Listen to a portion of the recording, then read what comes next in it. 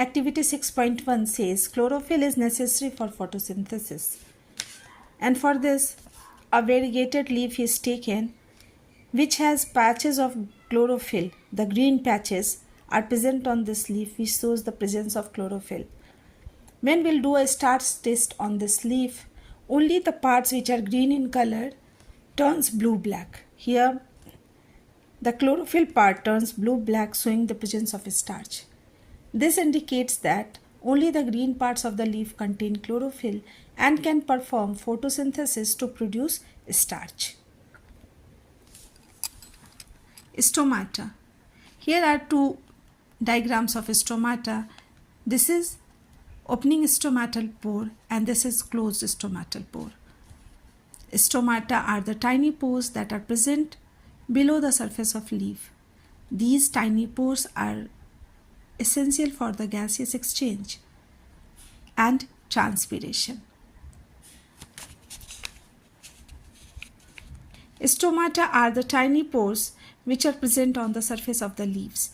Massive amounts of gaseous exchange takes place in the leaves through these pores for the purpose of photosynthesis. But it is important to note here that exchange of gases occurs across the surface of stems, roots and leaves as well. Since large amounts of water can also be lost through these stomata, the plant closes these pores when it does not need carbon dioxide for photosynthesis. We can say that this is a stomatal pore and this stomata are guarded by the two guard cells. Guard cells contain chloroplast on them which contain chlorophyll and the process of photosynthesis takes place here. Guard cells regulate the opening and closing of stomata. When water enters into the guard cells swells and it opens the stomatal pore. And stomatal pore helps in the exchange of gases.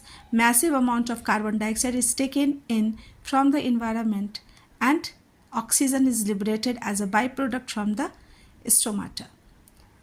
This helps in the process of photosynthesis.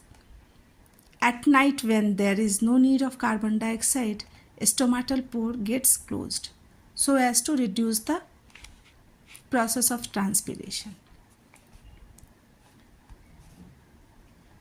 But it is important to note here that exchange of gases occurs across the surface of stems, roots and leaves as well. So not only the leaves exchange of gases takes place, it takes place in stems and roots as well. Since large amounts of water can also be lost through these stomata, the plant closes these